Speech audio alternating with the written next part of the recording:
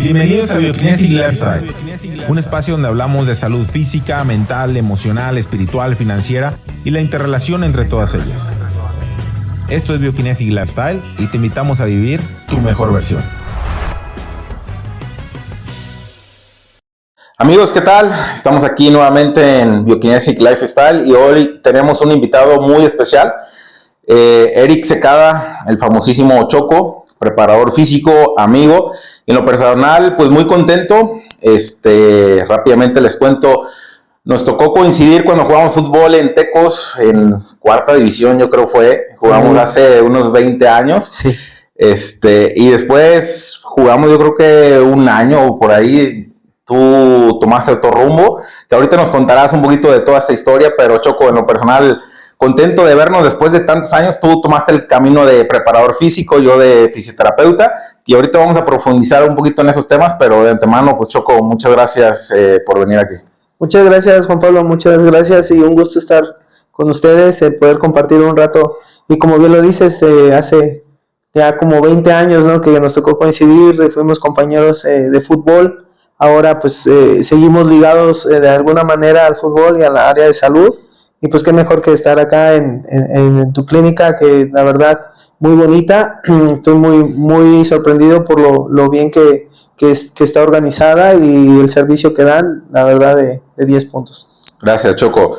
Oye, a ver, vamos a tener muchas anécdotas, la verdad. Sí. Que más que un podcast serio, ahorita teníamos como una hora platicando allá con otro amigo abajo. Sí. Y muchas anécdotas. En el fútbol, si algo abundan son anécdotas, claro, vivencias, obviamente conocimientos tú más teóricos de la preparación física, y vamos a hablar un poquito de todo esto, entonces para que se queden. Empezando, Choco, yéndonos a este inicio de cuando nos conocimos, tú jugaste fútbol. Cuéntanos un poquito tu trayectoria así rápidamente. Sí. De ahí hasta qué división llegaste, cuándo te metiste a estudiar, por qué decisión te metiste a estudiar.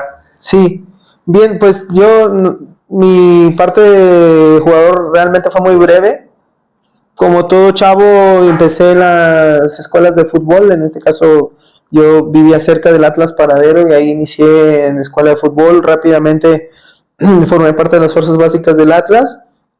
Y estuve, pues digamos que desde los 12 años a los 15 en Atlas en Fuerzas Básicas, y ahí se generó una invitación para ir a las Fuerzas Básicas de Tecos, ofreciéndome un poco como un proceso más acelerado, ¿no? Yo tomé una pausa en ese entonces, me fui a vacaciones con mis padres y al regreso tomé la decisión y acepté el reto de ir a Tecos. Y ahí es donde coincidimos, ¿no? Nos conocimos, ahí jugué prácticamente 4 años y es donde yo creo que fue el grueso de mi carrera como futbolista profesional en las divisiones de tercera, reservas nacionales que en ese entonces existían, y segunda división. En el 2003 llegó un proyecto interesante a Tecos. Oscar Ruggeri era el director técnico, no sé si te acuerdas. Y generaron ahí un proyecto en el cual querían acelerar a los mejores jugadores, a los jugadores que tenían más proyección. Entonces justo yo estaba en el brinco de tercera a segunda división, y cuando seleccionan a los jugadores querían cierta cantidad de jugadores de segunda y de tercera. Entonces a mí me seleccionan como jugador de tercera, entonces por eso me colé a ese grupo y competimos de alguna manera por un lugar para debutar en primera división. Era un proyecto muy interesante porque estábamos en el 2003 y nos daban un entrenamiento especial, nos daban alimentación especial. En ese entonces apenas iniciaban todos estos temas que ahora pues son comunes, ¿no? No existía, claro. Y yo tenía que salir desde la autónoma hasta el otro lado de la ciudad a la prepa, me daban justificantes que está en primera edición, y me agilizaron mucho este trámite. Nos ofrecieron becas también en la universidad en Único, como becas de carreras técnicas. Se nos daban muchos apoyos. Desafortunadamente ese proyecto duró poco porque también la gestión de Oscar Ruggeri fue muy corta y obviamente el equipo tenía muchos problemas de descenso, si te acuerdas. Entonces la oportunidad para los jóvenes era muy poca. Llegó Eduardo Acevedo, un uruguayo, a la dirección técnica, y los chavos donde decía, gracias, cada año iba y venía. Sí, era Uribe, era Acevedo, y así nos la llevamos, ¿no? Y llegó Acevedo y bueno, regresó a los viejos lobos, ¿no? Me recuerdo que regresó Abreu también en ese entonces. Entonces los chavos pues nos relegaron. Paco Chávez en ese entonces pues era un entrenador que obviamente estaba en su gran momento, fue un gran entrenador, realmente a él de alguna manera, a todos los entrenadores les tomas algo, ¿no? Pero creo que él influyó mucho en mi manera de ver cómo se entrenaba, distinto. Es de los entrenadores, bueno, de los pocos entrenadores que yo conocí que marcó a muchos jugadores, o sea, sí. Muchos de los que estuvimos con él hablan bastante de él, o sea, es raro oír que hablen mal de él. No, totalmente. Y bueno, ahí fue donde yo me empecé a despertar un poco el gusto por el entrenamiento. O sea, yo veía cómo él transmitía sus conocimientos, jamás fue un tipo autoritario, te da libertad, te da confianza, pero también te exigía. Entonces fue como un perfecto equilibrio, ¿no? Sí, entre exigencia, pero también cotorreo, buen ambiente. Yo me acuerdo, llegamos a perder una final en el 2004, justamente hace 20 años, y en estos interinatos a Paco le dan el equipo y nos deja en semifinales. Álvaro Galindo fue el que dirigió la semifinal de vuelta y la final contra Santos. Que ¿Era el auxiliar? Era el auxiliar. ¿Y expulsaron a Paco? No, Paco se fue al primer equipo. Cuando corren a Oscar Ruggeri y antes de que llegara Acevedo, quedaron 3 fechas. Entonces Paco Chávez toma el equipo, al primer equipo, y a nosotros nos toma Álvaro Galindo. Fíjate, y ahora Álvaro, toda la carrera con el Piojo Herrera, pues una gran trayectoria. Sí, no, otro tipo también que me ha dejado un montón de enseñanzas, pero era un equipo que tenía muy claro la manera de jugar, de entrenar, el ambiente, la exigencia. Fue un muy bonito equipo. Y pues bueno, después de ese torneo se deshace el proyecto que te mencionaba y también me surge una oportunidad de ir a Leones Negros, a UDG. Entonces, con el cuento de que iban a regresar el equipo a Liga de Ascenso en ese entonces, pero en ese momento ellos obviamente querían jugadores libres, no querían préstamo y menos de Tecos, siendo rivales, imagínate. Claro. Entonces a mí me ponen en una opción de continuar, pero también reducieron mucho las divisiones, había 2 segundas y dejaron a una. Entonces me dan una opción de irme de préstamo a Tepic, en ese entonces Coras de Tepic, y yo ya tenía esa invitación, no era oficial, era solamente como, no era tan formal, pero la tenía. Entonces le di un poco más de interés a esa invitación y valoré que me convenía más. Al final de cuentas, logro salir libre del club, cosa difícil, fue muy difícil, la verdad. Entonces todavía más, sí, las cartas. Bueno, que era Sergio Pacheco, el director deportivo en ese entonces, y literalmente estuve haciendo plantón ahí varios días para que me atendiera, y al final, bueno, salí libre, estuve un año en Leones Negros, pero ahí yo también, ahí terminé mi carrera como jugador, pero porque yo en mi vida traté de hacer como un cierto plan. Creo que sí paré pronto, pero también no me arrepiento porque avancé en lo que ahora soy, ¿no? Entonces, ahí jugué un año, pero ya en el último torneo yo hice trámites a la Universidad de Guadalajara para cultura. ¿Ya estabas física jugando e hiciste trámites a la universidad? Sí, porque yo dentro de mi plan familiar hicimos un trato, digamos, o sea, sobre todo con mi mamá, que de los 18 a los 20 me iba a permitir solamente jugar. O sea, yo terminé mi preparatoria y le dije, denme chance de los 18 a los 20. Si a los 20 yo no estoy en primera, chao, y me voy a estudiar. Entonces, aceptado en ese trato, y aparece entonces ya estaba en los 20, estaba corriendo los 20, y me dijo, bueno, no te veo en primera, ¿qué quedamos? ¿Qué vas a hacer? ¿Qué piensas hacer? Entonces le dije, bueno, ok, tienes razón. Yo sinceramente me gustaba mucho la arquitectura, la ingeniería, esa parte. Yo me veía, si quería estudiar algo, yo quería algo así, ¿no? Pero también yo ya tenía esa sensación de que no quería deslindarme del fútbol, de ese ambiente que pues creces muchos años con él. Hice trámites a cultura física y bueno, afortunadamente soy aceptado. Y el último torneo lo jugué y lo estudié. Fue realmente una misión prácticamente imposible.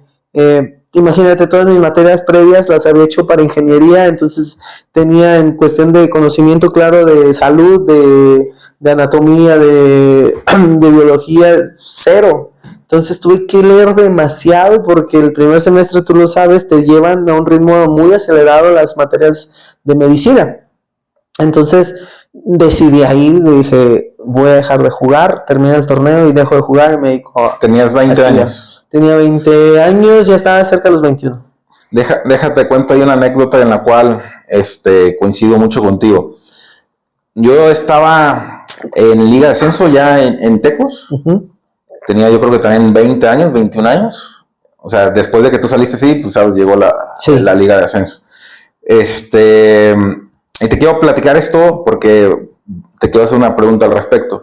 Si yo, cuando me pregunto por qué no llegué a primera división, la primera respuesta son lesiones. Yo hoy en día tengo 4 cirugías, una en tobillo, 3 en rodilla, y eso fue lo que a mí me llevó a estudiar fisioterapia. Me hice casi el mismo cuestionamiento que tú, decir, oye, a mí me gustaba mucho arquitectura también, o ingeniería.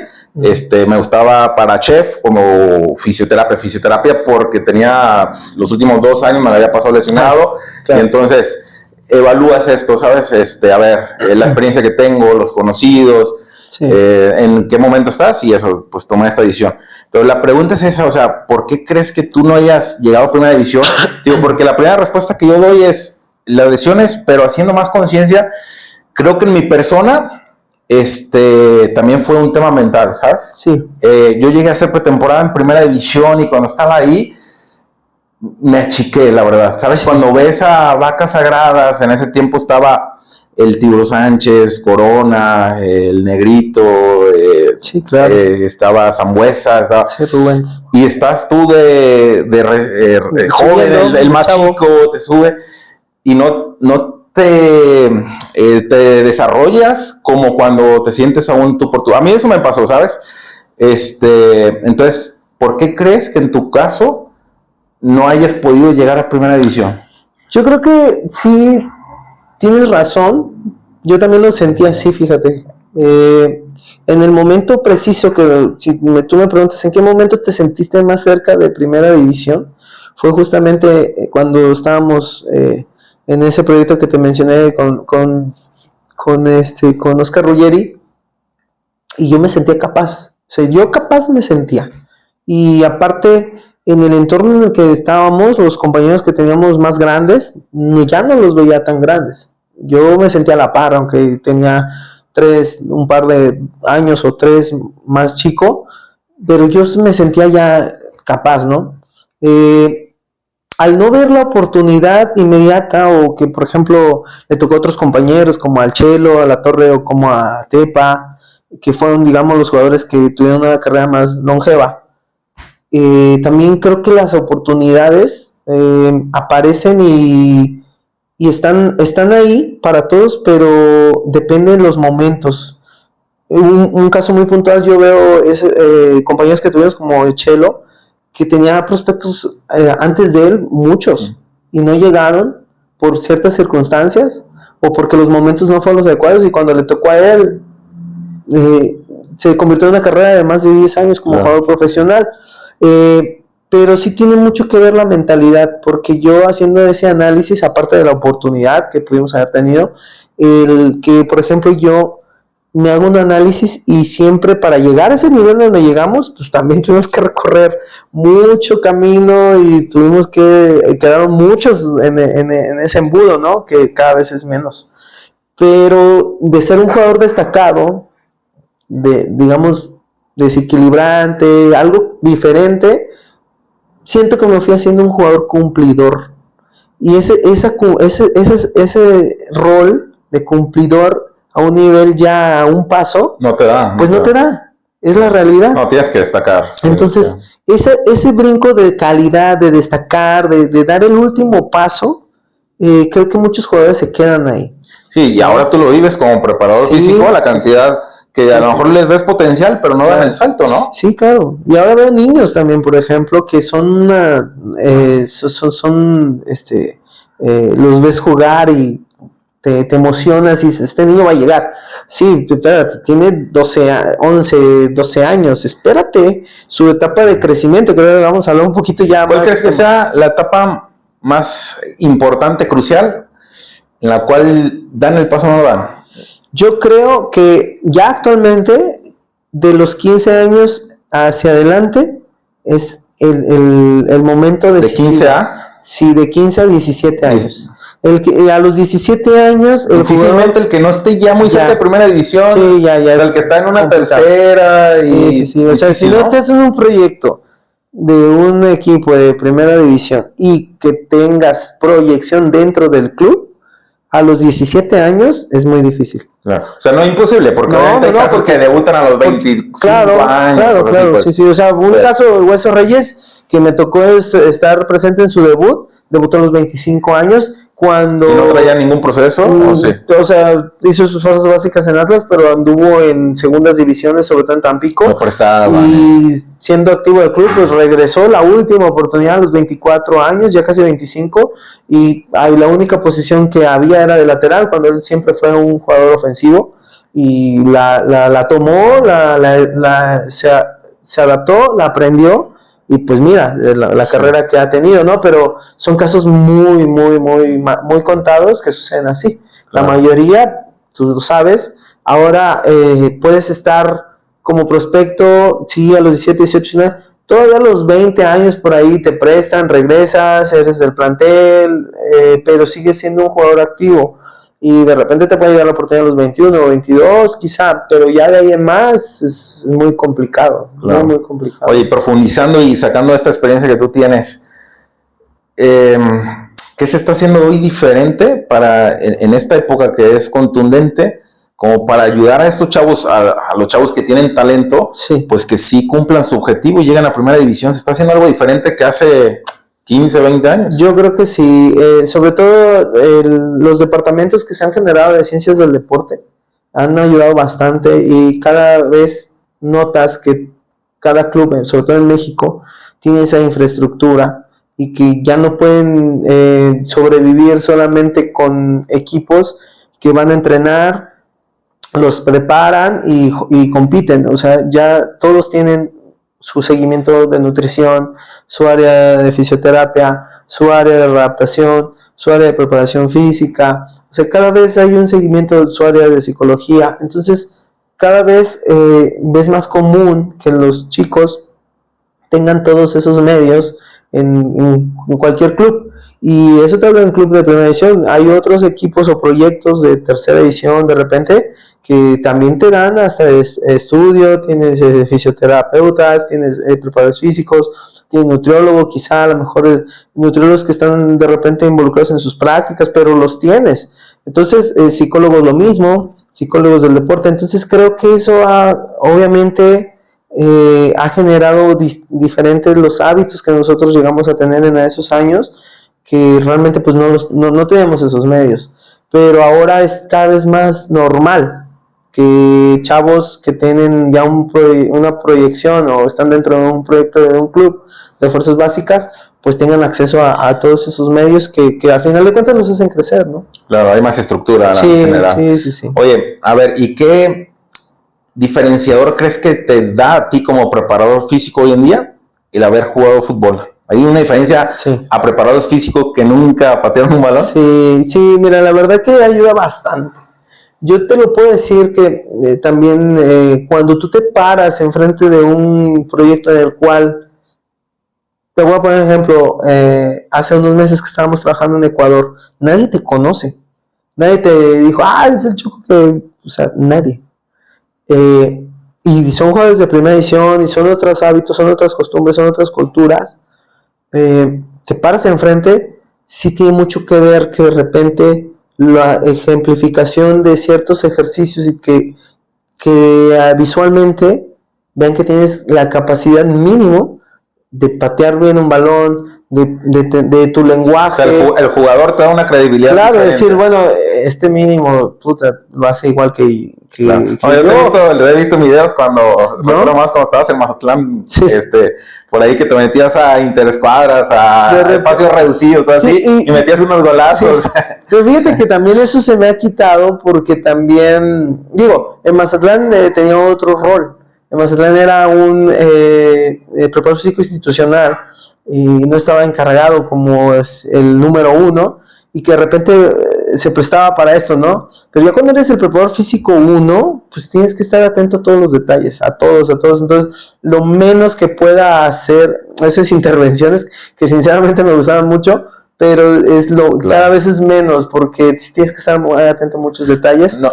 Pero, bien lo dices, o sea, los mismos jugadores te dan esa credibilidad, es decir, me está convenciendo porque, bueno, me está explicando y todavía lo está ejecutando de una manera que mínimo es aceptable, ¿no? Entonces, si hay diferente. Otra cosa que es muy importante es el sentir.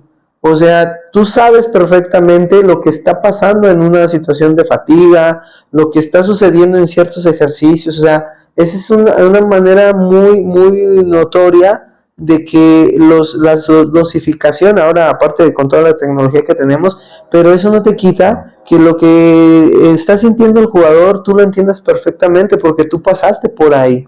Entonces, si tienes un ojo clínico diferente, es un ojo clínico, ¿no? Distinto. Sí, y es un entendimiento del jugador, hasta de repente cuando tienes que elegir los descansos, tú sabes que la adrenalina que descargan después de un juego, no duermen, están cansados, están golpeados mentalmente porque el partido no fue bueno o porque fue muy bueno. Y ahora el lenguaje que utilizas con los mismos jugadores, ¿no? Sí, el cómo te llevas con ellos. Sí. Tú ves sus reacciones también, entonces es mucho de emociones. Tienes que estar muy atento a las emociones que ellos y que también tú como cuerpo técnico transmites. O sea, tú por más que te esté llevando, o sea, un sentimiento de enojo, de coraje, de ira o de frustración, tú eres el primero que le tienes que dar la vuelta a la página porque tú tienes que demostrar una actitud de seguir y de continuar. Y lo mismo, cuando te está yendo muy bien, también tienes que tener la serenidad y la humildad, tranquilidad de transmitirles que tenemos que seguir por el mismo camino. Entonces sí es entrenar muchas emociones de cómo se comportan, qué sucede, cómo no solamente es llevar la teoría del entrenamiento a cabo. Dentro del camino, pues te encuentras un montón de cosas que tienes que resolver, ¿no? Entonces, pues eso es básicamente lo que te encuentras actualmente. Claro. Oye, nos brincamos tu trayectoria ya como preparador físico, es decir, decidiste en ese momento meterte a estudiar cultura física y deporte. Sí. Para irnos así rápido, te titulaste. Sí. Y a partir de ahí, ¿en qué clubes? Luego entraste al fútbol, ¿no? Fíjate que así rápidamente, yo te digo que después de que ya decidí dejar de jugar, empecé a estudiar, pero justamente en el segundo semestre busqué a uno de los entrenadores que yo tuve en la escuela de Atlas Paradero, o sea, me fui al inicio. Entonces yo lo que quería era practicar porque me quería dar cuenta si era bueno en eso o no. Dije, ¿qué tal si a lo mejor ni siquiera tengo el perfil para enseñar? O sea, yo sentía que sí podía, pero no estaba seguro. Entonces fui a pedirle una oportunidad al profe Carlos Velasco, que estaba en Atlas Paradero, fue mi entrenador. Él me dijo, hombre, me tienes que pedir permiso, yo encantado que te vengas para acá, me vas a ayudar. Entonces, ese camino yo creo que fue el ideal, porque mi carrera, si lo hubiera a lo mejor dibujado como la quería, no me hubiera salido tan bien, porque realmente fue bien importante empezar desde abajo. ¿Estabas en qué? En las escuelas de fútbol. No, pero ¿en qué semestre estabas? En segundo semestre. O sea, estudiaba y en las tardes entrenaba. Y fue una decisión propia. ¿Sí? La universidad no te decía, tienes que hacer prácticas. No. Ahí hago mucho match contigo, ¿eh? A mí me pasó exactamente lo mismo. O sea, no era como por ir y cumplir, que yo hoy en día recibo muchos estudiantes y se nota, ¿sabes? El que empieza las prácticas hasta que la universidad los manda, o el que va solamente por cumplir las horas que la universidad dice, cuando el que quiera aprender, y te acercas con cualquier persona, ¿no? O sea, un alumno y que diga, oye, quiero venir a aprender, no me manda a la universidad, pero me das oportunidad, al que le ves hambre le abres las puertas. ¿No? Y pues ahí empecé, 3 años, lo que restaba de mi carrera, lo acompañé con la práctica. ¿Estuviste 3 años ahí? 3 años ahí en la tierrita. Y buenos viajes, desde Mérida hasta San Diego, camioncitos, o sea, eran viajes de días, pero fueron experiencias muy padres, que me hicieron también sacar cosas de mí, ¿sabes? O sea, ¿qué les podía transmitir a chavos que están en ese camino? Esos viajecitos, o sea, ni siquiera los sufría, fíjate, porque tú dices, ahorita te avientas un viaje a Tijuana en autobús y son 1 día y medio y no, te quieres morir. Pero en ese entonces era convivir, no había tanta red social, ni siquiera había redes sociales, había teléfonos ya, pero era otro tipo de convivencia que creo que se ha perdido eso. Y ayudó mucho. Después de eso yo estaba por terminar mi carrera y tenía que hacer mi servicio social. Entonces, gracias a un entrenador que era de la selección universitaria, Miguel Anceno, que era un profe que estuvo ahí en Leones Negros muchos años, ya mayor, me dijo un día, me lo encontré, me dijo, oye, ¿quieres hacer tu servicio social? Y le dije, pues en eso estoy, profe. ¿No quieres hacerlo con mi compadre? Es el doctor Rafael Ortega. Yo sinceramente no sabía quién era el doctor Rafael Ortega en ese entonces.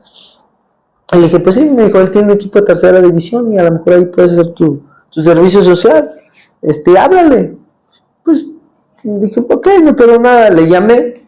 Me dijo, háblale el viernes entre 12 y 1 de la tarde, me dio un horario. Y pues yo le hablé a esas horas que me dijo, me contestan, me presento y de repente me dicen, permíteme, y le pasa la bocina a otra persona y resulta que el que me había atendido era el asistente y me pasan al doctor, el doctor estaba en plena cirugía y solamente me dice, te veo mañana a las 12 en el TEC de Monterrey y me cuelga. Entonces dije, no voy a ir, ¿a qué voy? Eso pensé. Al siguiente día se iba llegando la hora y yo en mi casa dije, pues no tengo nada que hacer, pues me voy a lanzar, ¿qué pierdo? Y me fui. Y llegando al TEC, ahí lo contacté, doctor, acá estoy, fíjese que soy el preparador físico que le llamó ayer. Vente, por acá estoy. Lo conocí en persona y yo creo que fue un momento en el cual, o esa decisión que tomé de ir a buscarlo me cambió, o le dio más bien rumbo a mi carrera. Yo creo que si yo no conozco al doctor, mi carrera a lo mejor hubiera tomado un rumbo, no sé cuál sea, pero claro, el haberlo conocido... Él ya era una persona influyente en el fútbol. Claro, y ahí yo me di cuenta de quién era. Entonces, estuve 3 años en el equipo de 3ª división, que era su equipo de 3ª división. Sí. Y para acabarte de contar, mi servicio social ni siquiera valió. Él me dio una carta, era súper amigo del rector en ese entonces de la universidad. Yo llegué con mi carta, me rebotaron, me dijo, usted tiene que hacer un trámite, o por más amigos que sean, usted tiene que abrir una plaza, esta plaza no existe, etcétera. Entonces yo le dije, doctor, ¿sabe qué? No valió el servicio, pero yo me quiero quedar. Yo voy a hacer el servicio en una oficina ahí de control escolar y yo quiero estar aquí. Y el doctor me dijo, quédate y en 6 meses yo ya te voy a empezar a pagar. Termina tu servicio y en 6 meses yo aquí te quedas. Entonces fueron 3 años maravillosos. Ahí conocí a Juan Carlos Sierra y fue una experiencia muy bonita, muy padre, mucho crecimiento. Conocí a mucha gente, crecí enormemente porque esos 3 años que tuve previos de práctica ya me sentía capaz para ese nivel. Conocí muchas cosas distintas, ya a un nivel más organizado, más profesional, y logramos hacer cosas muy, muy padres, ¿no? Estuvimos a punto de ascender ese equipo, y justo cuando el equipo llegaba a su 3er torneo, el doctor decide formar parte del patronato de la Universidad de Guadalajara para regresar al equipo a 1ª división. Entonces terminó ese torneo y me dijo, ¿sabes qué? Voy a dejar un poco el equipo, te vas a venir para acá al proyecto de Leones Negros. Y dije, pues donde usted me diga, al final de cuentas, pues yo seguía con él firme, ¿no? Y doy un brinquito y llego a segunda división a UDG, a Leones Negros. Estuve 2 torneos, los 2 torneos calificamos, tuve una chancita de experiencia para cubrir un par de partidos en Liga de Expansión, perdón, en Liga de Ascenso todavía, con Poncho Sosa. Me dio otro empujón en mi carrera. Cada vez, si ves, me sentí un poquito más capaz, ¿no? Y yo estaba muy cómodo en UDG, porque también ya tuve un tiempo de docente en el Colegio Guadalajara. Entonces yo tenía mis horarios muy acomodados. O sea, tenía el equipo de Leones Negros, tenía mi colegio, soltero. Estaba súper bien, o sea, en ese momento pues, mi vida era trabajar solamente, no tenía ningún compromiso y me sentía súper pleno. Y para empezar el tercer torneo en UDG me llegó una llamada del Atlas. El Negro Torres era el director deportivo, el director de Fuerzas Básicas, y había habido unos movimientos en el club y se había abierto un espacio para un par de preparadores físicos y pues yo conocí a su hijo y su hijo me recomendó con él y se abrió la oportunidad y ahí tomé otra decisión importante. O sea, tu carrera fue como dando pasitos, o sea, sí. Fuiste subiendo escalón por escalón, pues. Entonces, la oferta de Atlas era muy jodida porque fue en aquel entonces cuando todavía los socios, los propietarios originales del Atlas, todavía no vendían al club, pero ya estaban en pláticas, se escuchaba mucho que el club ya no iba a pertenecer a los socios y tú sabes los problemas que siempre tenía el Atlas, ¿no? De cuestiones de infraestructura, problemas económicos. Si no pagaban todas poco. Esas cosas, pagan poco. Pero yo sinceramente quería el reto. Yo cuando me dijeron Atlas, tenía que renunciar a mi comodidad de tener mi colegio, de tener la UDG. Que, al final de cuentas, mi decisión fue a partir de que el doctor, yo le expuse lo que me ofrecían, qué sucedía. Y le agradezco mucho porque como un papá me empezó a decir cuánto te van a pagar, cuánto ganas acá, a qué división vas, cómo te sientes tú. Ya cuando me lo expuse todo y me dijo, vete, te va a ir bien, vete, sin problema. Obviamente yo le dije, doctor, yo estoy aquí por usted. Si me dice, es que no te vayas, quédate acá. O sea, de una manera de retenerme, yo despejaba todo y me quedaba. Sí, no salir mal con él, claro, de alguna forma. Y en UDG al final de cuentas tenía una buena proyección. Digo, al final era de casa, había estudiado ahí, era egresado, iba bien el proyecto y me voy al Atlas. Y a los 4 meses el equipo lo venden y llega a TV Azteca. Y un reto más porque obviamente sí, cambian todo, ¿no? Y bueno, afortunadamente se convirtieron en 6 años en el club. Duraste 6 años ahí. Cuando llegaste, ¿a qué división llegaste? Llegué a la segunda división. Ok, ¿y llegar a primera división fue rápido, no? Duré 3 años en Fuerzas Básicas rotando, nunca estuve en divisiones pequeñas, siempre estuve segunda división, sub-17 y sub-20. En esas 3 divisiones roté, esos 3 años. Teníamos un cargo de cubrir a las categorías pequeñas en las tardes. Pero era un deleite eso, porque ves a los chiquitos cómo son habilidosos y todo eso. Y hasta eso tuvimos una oportunidad con el Jerry Estrada de calificar a un equipo sub-12 a un mundial que organiza Danone cada año. Y es un mundial tal cual, 32 equipos, y fue en el 2014 y fuimos a Brasil. Y logramos el 8º lugar, porque ahí juegas para rankearte hasta el final. Entonces perdimos en octavos de final con Rusia. Y muy bonita experiencia. En ese entonces te puedo decir que las cosas sí se decretan, porque no era oficialmente una selección de la mexicana de la federación, pero sí estábamos representando a nuestro país. O sea, tuvimos que ganarle miles de equipos para poder representar a México y ir a Brasil, pero ibas por parte de un proyecto que al final de cuentas pues lo organiza una empresa, Danone. Padre, ¿no? La experiencia, pero yo en ese momento dije, no, un día tengo que ponerme la prueba. Voy a venir con la selección. Sí, en serio. Y a varios jugadores se los dije, fíjate. Y algunos sí en divisiones inferiores sí llevan a selección. Qué padre. Y esa fue la experiencia que tuve. Y a los 3 años yo, de estar en Fuerzas Básicas, me llega pues llamada de apoyo que tenía que ir al primer equipo una pretemporada y la barra de Navidad por una semana. Yo iba por una semana. Y en ese entonces Luis Manuel Díaz era el director de Fuerzas Básicas. Y me empezó a decir, ¿sabes qué? Se me hizo muy raro porque me empezó a platicar de, y ya dejaste todo en orden, y a quién vas a dejar, y estamos en plena pretemporada en segunda división. ¿Quién era el entrenador ahí? Hugo Norberto Castillo. Entonces dije, no, yo estoy todo, pero yo le digo, Luis, voy una semana. No, es que no sabemos, a lo mejor él como que ya también lo sabía. ¿Qué tal si te quedas allá? Y no, tienes que dejar todo listo. Y checa ahí también si te van a cambiar tu contrato. Y yo me quedé un poco sacado de onda porque yo al final iba por una semana y iba feliz. Pero iba por una semana. Y pues esa semana se convirtió afortunadamente en 3 años. Ya no regresé. ¿Qué crees, Choco, que es como tu peculiaridad? En el cual una semana se convirtió en 3 años después de estar en primera división, y así te ha pasado con el doctor en los demás clubes. Creas mucha pertenencia, la gente como que cuando te conoce después, pues ya no te quiere dejar ir. ¿Qué crees que a ti te da esa peculiaridad? Pues, fíjate que también me pasó algo ahí, y me voy topando con personas que en la vida nos conocíamos y al final de cuentas pues logras hacer esa buena química. Igual, como todo, hay personas que también no vas a hacer, no vas a tener esa química, no vas a tener ese entendimiento, y es normal, en todos momentos a todos nos pasa. Pero yo creo que al final de cuentas ser transparente, el hacer tu trabajo con pasión, o sea, transmites lo que haces, o sea, a mí no me quitan nada.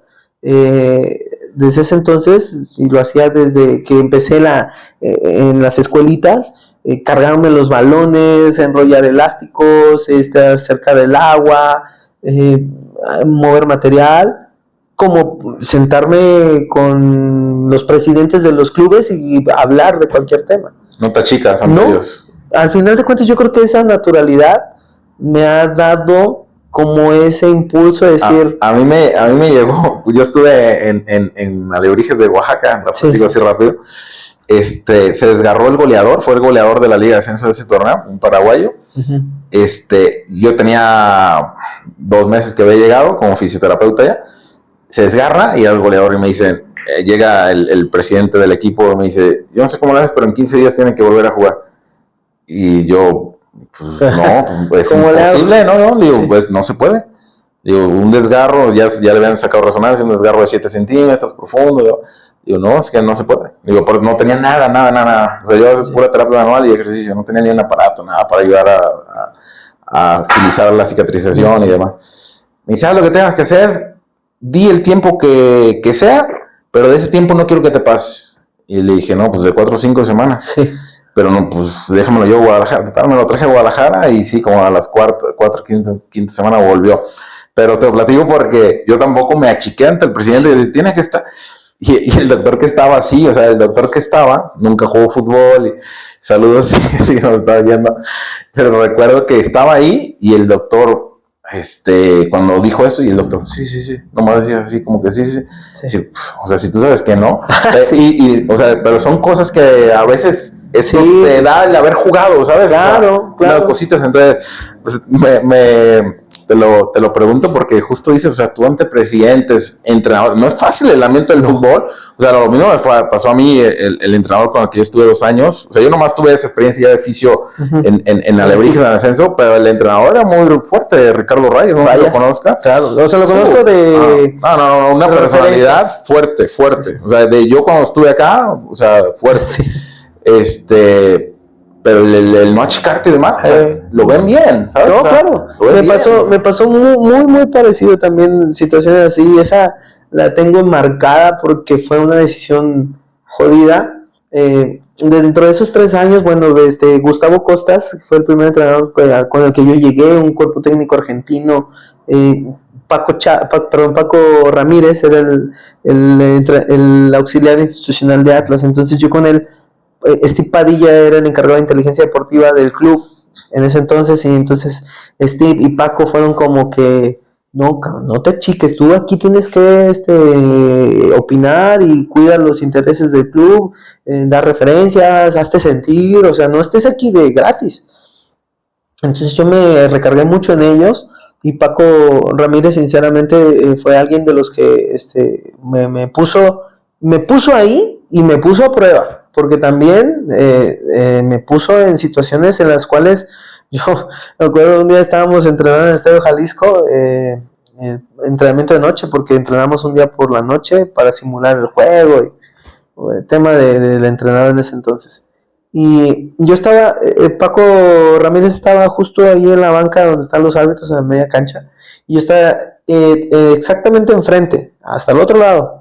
Entonces de repente a veces él me preguntaba por jugadores, referencias, oye, ese chavo que vino hoy a ayudarnos, ¿qué año es? Juega en otra posición, características. Y de repente me hace la seña, así, ven.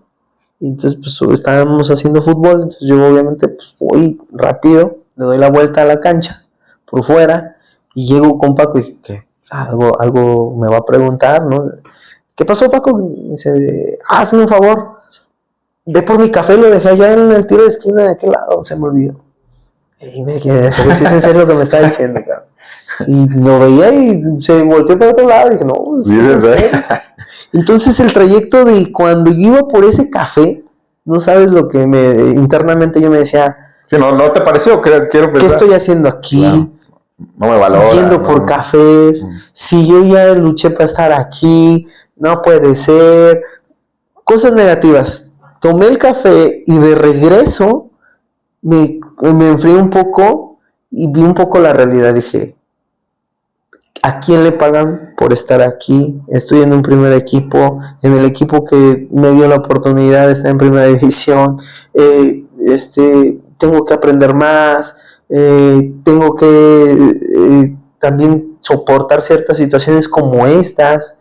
Entonces cambió mi forma de ser, le entregué el café y entonces de ese tipo de cosas, Paco, me hizo también mucho de la puntualidad, no estar a la raya, estar siempre mucho antes que los jugadores, el preparar las cosas aunque no te las pidan. Todo ese tipo de cosas también me hizo crecer mucho con él y le agradezco bastante porque es un excelente entrenador. O sea, su manera de manejarse es muy peculiar, es él puede terminar y lo único que quiere es jugar tenis balón, platicar con los jugadores, ir de repente a comer, platicar con ellos. O sea, es una manera muy agradable que tiene y muy clara de entrenar y la disfruta.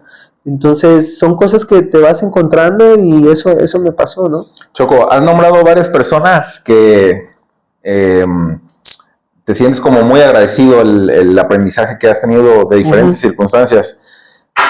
¿Consideras que tú tienes como un mentor en específico que te haya enseñado de la vida, de la preparación física, de las dos cosas? En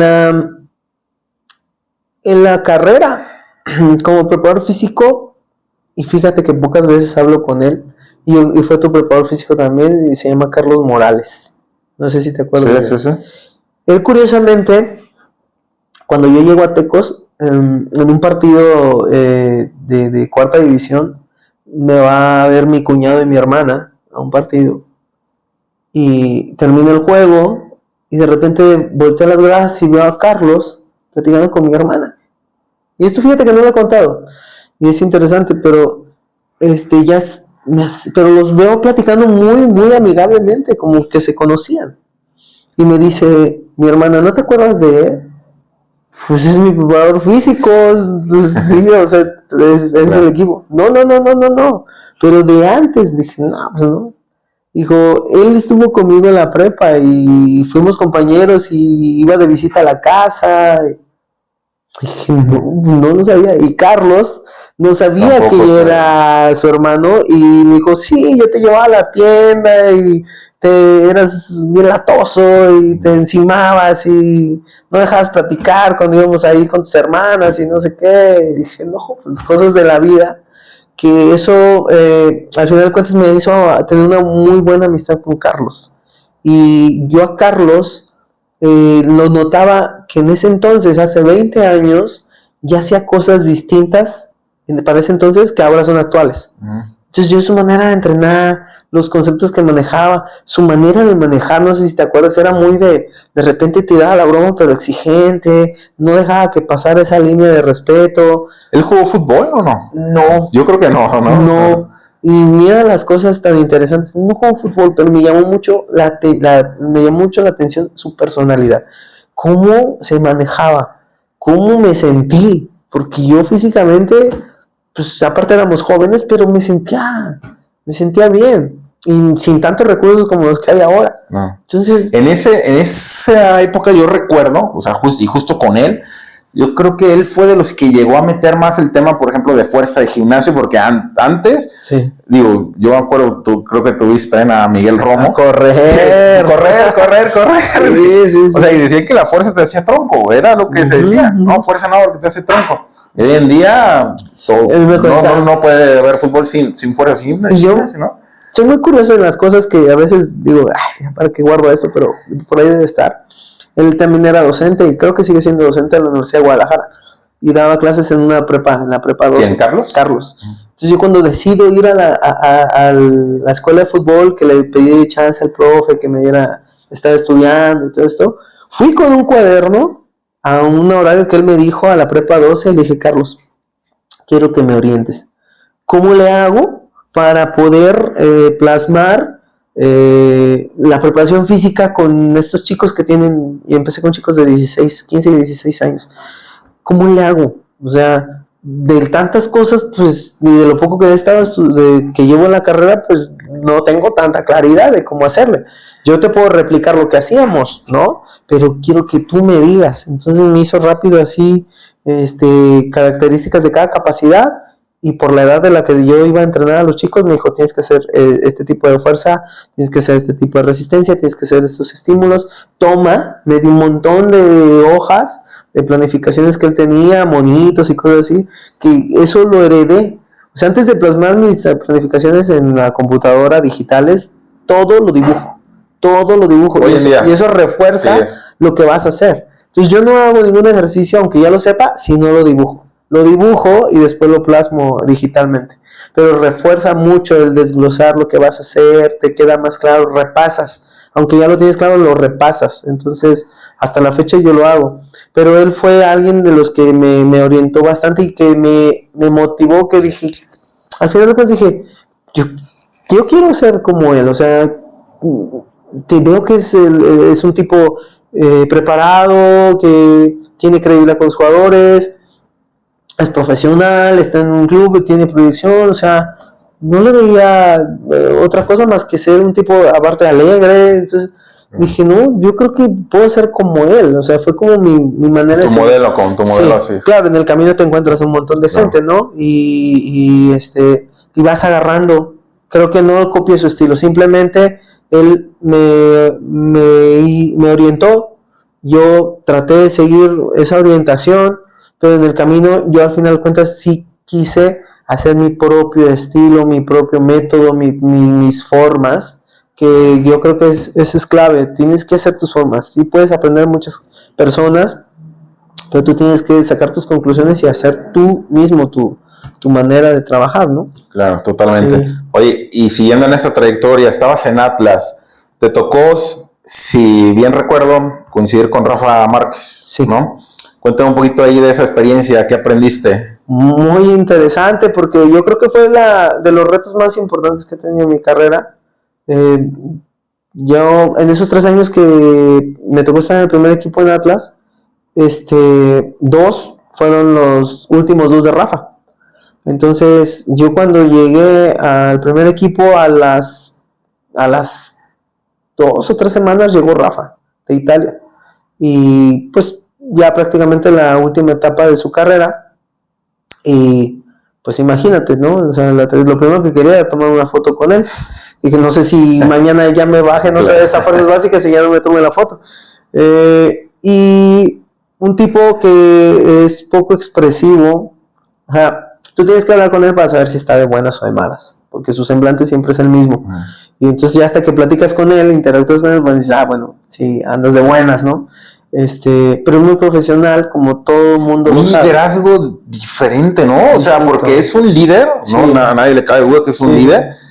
Pero eso, o sea, un líder normalmente, no sé, lo identificas como el que habla, ¿no? El que dirige, el carácter. Fíjate que también muy interesante porque él también sabe leer y reconocer muchas cosas. Por ejemplo, en el vestidor, en ese entonces, ese equipo, no sé si te acuerdas, estaba Oscar Ustari, de portero, que tuvo una lesión muy grave Sí, se le rompió el tendón. El tendón, el rotuliano y el cruzado al mismo tiempo. Entonces, se repuso esa operación y volvió a jugar. Y bueno, ahora pues está jugando con su amigo Messi en Miami, ¿no?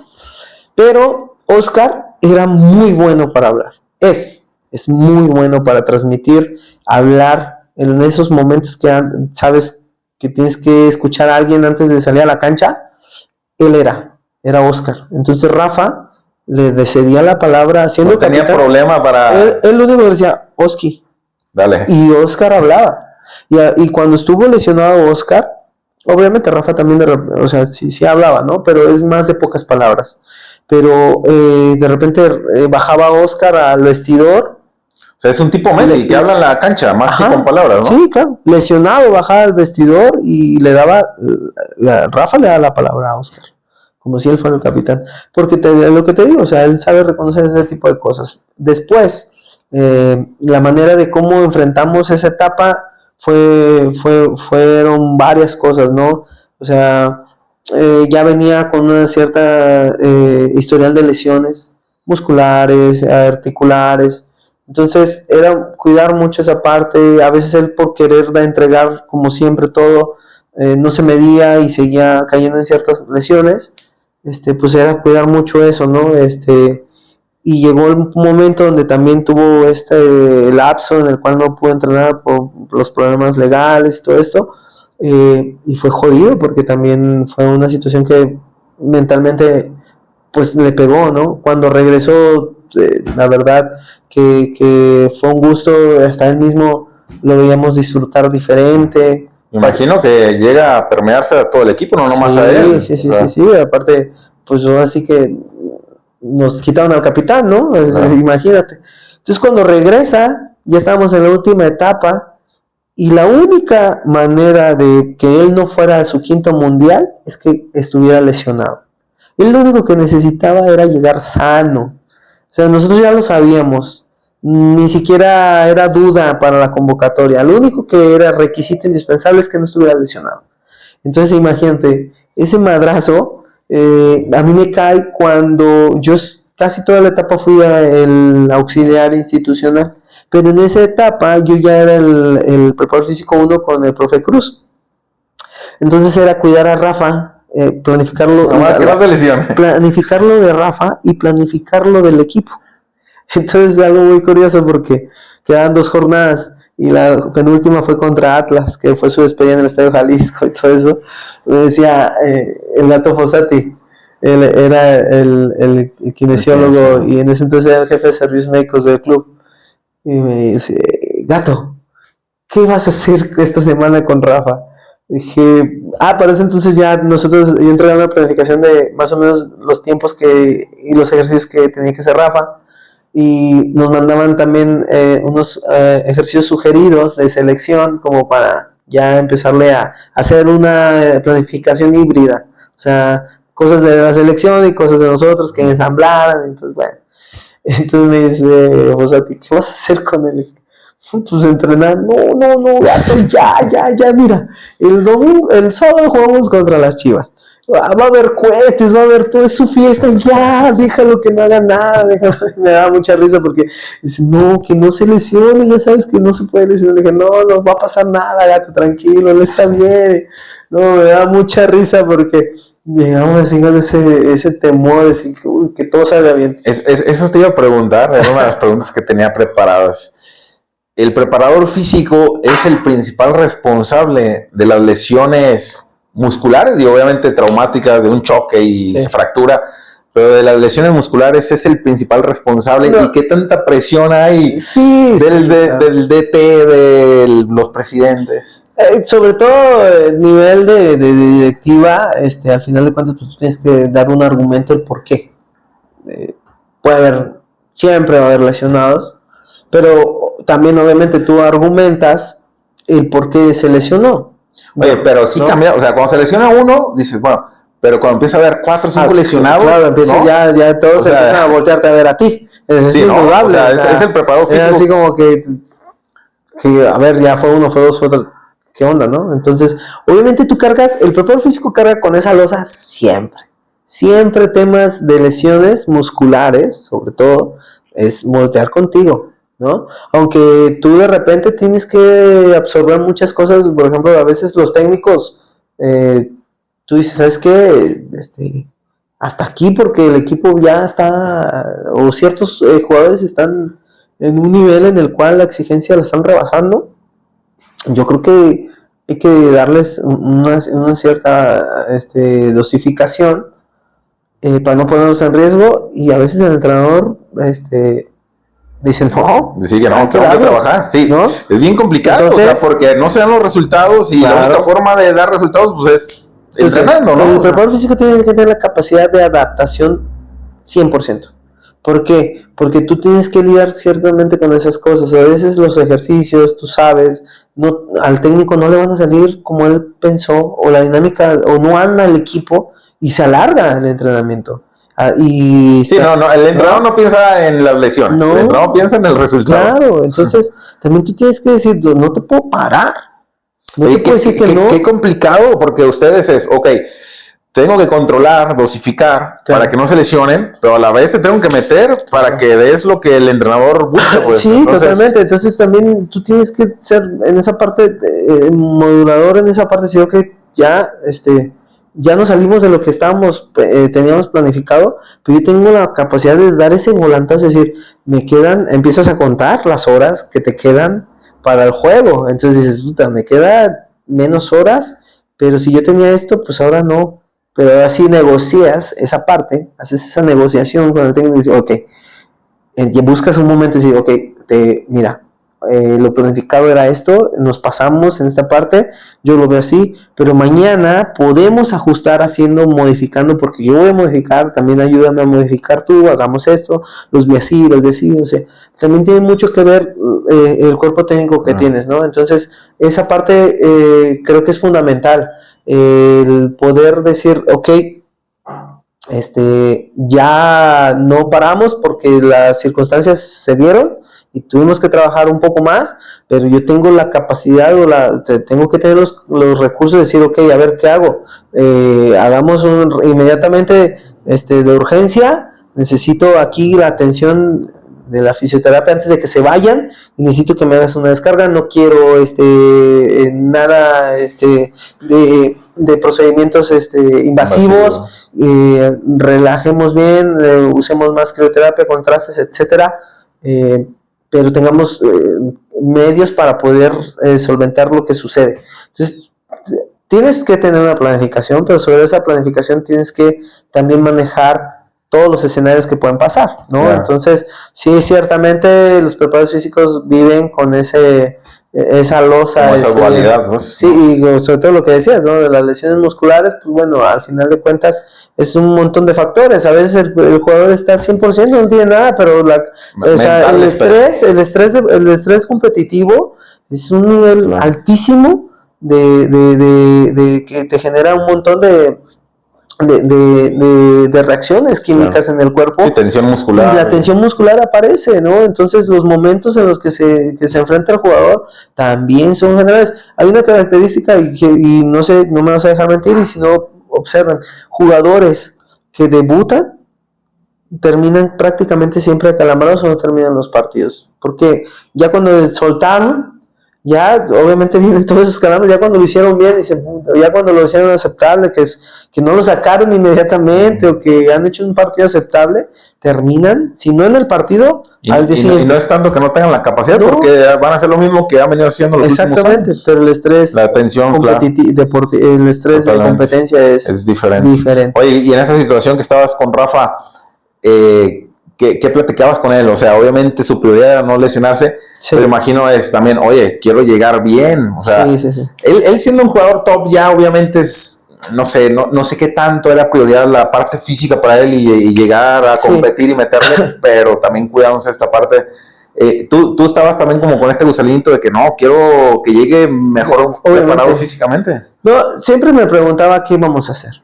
O sea, él se asomaba, veía y qué vamos a hacer.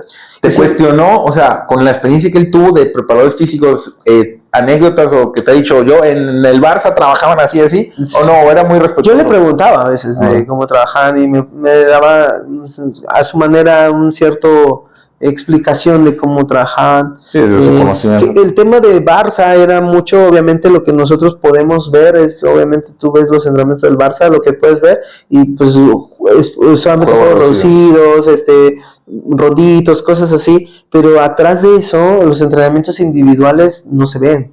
No se ve lo que hacen en las tardes, no se ve lo que hace cada quien en su casa, el staff que tienen para atender a todos los jugadores, o sea, es distinto. No nada más es salir a jugar bonito, ¿no? Entonces esa parte de lo que me decías, pues sí, el entrenamiento en cancha, está dedicado a jugar, ¿no? A tener todo el tema técnico.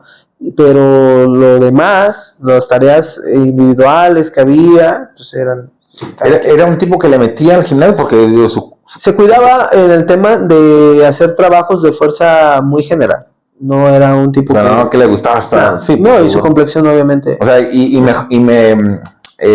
se me hace raro porque estás a veces esa teoría que en Europa, pues a los que son de complexión así, les meten y se embarnecen y con él nunca, él siempre fue, jugó cómodo con su físico, jugó cómodo.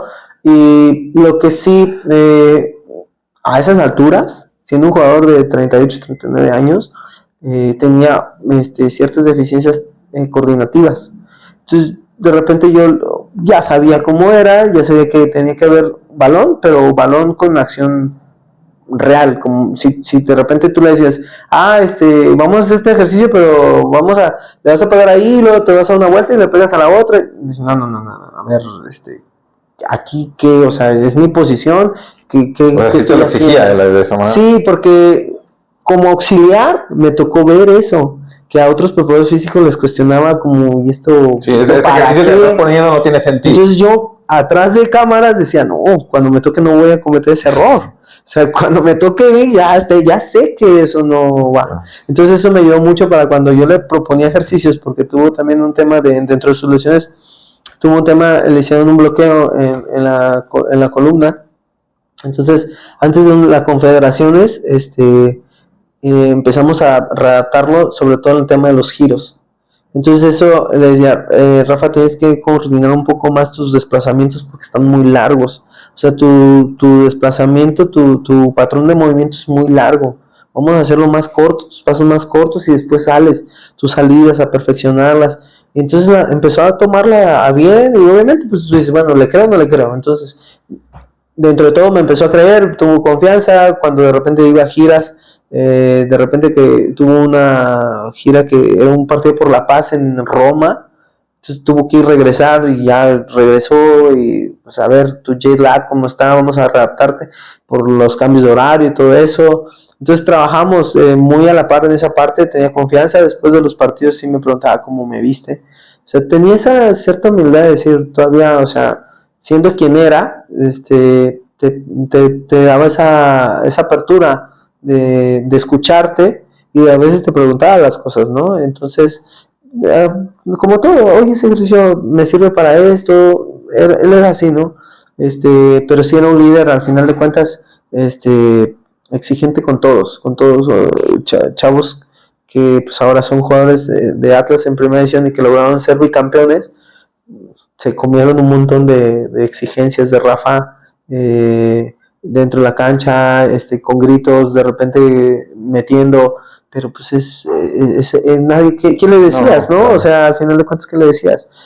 Pero sí, creo que a mí me generó una gran experiencia porque yo dije, bueno, si ya tuve este caso, si ya pude convivir y tener esta responsabilidad de un tipo de 5 mundiales de emblema nacional como jugador, pues me dio mucha seguridad porque pues, a donde me pongan, pues sí, ya no te achicas con nadie. No, tiene que haber otro más o menos a la par para que yo diga, me detengo, ¿no? O sea, me dio mucha seguridad y eso, cuando fuimos a Ecuador, realmente el equipo lo empecé a conocer rápidamente. me metí en su cultura un poquito,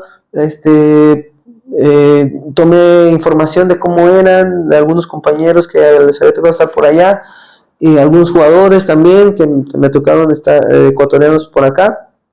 Y la verdad fue sensacional porque logramos construir un gimnasio de la nada, adaptarlo, adecuarlos a cosas que no venían acostumbrados, a cuidarse más, a ser más interesados por ellos. Entonces fue uno de mis mejores torneos realmente como preparador físico, porque hablando de lesiones fue el menor torneo, el índice menor de lesiones que he tenido en un torneo. ¿Eso fue en dónde? En Ecuador. Aucas era el equipo, si no me equivoco. Sí. Okay. Entonces, ¿allá que estuvieron? ¿Cuánto tiempo? Estuvimos, como es un torneo largo, del año completo, estuvimos 6 meses, la mitad del torneo, la primera etapa, de enero a junio. Okay. Estuvimos por allá y nos fue bien, bastante bien, digo. ¿Es diferente entrenar allá, el fútbol allá? Fíjate que todavía ellos tienen allá un tema de la altura. Quito, que es donde es el equipo de Aucas, tiene 2.800 metros de altura a nivel del mar, que es prácticamente la misma altura que tiene la ciudad de Puebla. Pero ellos, normalmente Quito es la ciudad más alta del Ecuador y todos los demás prácticamente están a nivel del mar. Entonces tienen un tema de un temor de la altura. Todavía la cultura ya es, no, en la altura nos van a sacar ventaja, nos vamos a sentir mal, un montón de estigmas que tienen.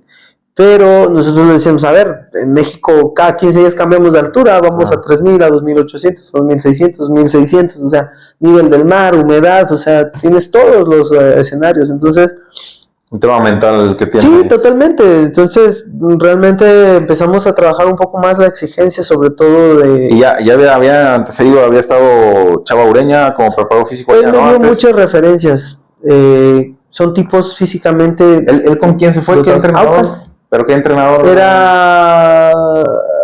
Fue campeón, que es el único campeonato que tiene Aucas. Con Aucas, sí. Sí. Era César Farías. Farías, colombiano. Sí. Y se metió en la Libertadores. Sí, ¿no? Se metió en la Libertadores porque fueron campeones, obviamente, pero creo que quedaron en fase de grupos. Nosotros jugamos un repechaje y contra Nacional de Paraguay y no logramos avanzar. No es justificación, simplemente también la liga se retrasó un mes y no pudimos llegar con ritmo de competencia. Entonces nuestro primer partido oficial fue el repechaje para Libertadores. No es igual. Entonces pues no es igual, pero al final de cuentas la liga nos fue muy bien. Sí, pero te digo, o sea, Chavo Ureña, un gran amigo, me dio muchas referencias, jugadores tipos que físicamente están dotados naturalmente. Entonces me dijo, no vas a encontrar técnicas, de repente vas a tardarte mucho, facilita un poco las dinámicas de los ejercicios porque te los hacen bien, pero si no son complicados. Y como tienes poco tiempo para como desarrollarlos, enseñarlos, pues sé lo más concreto posible.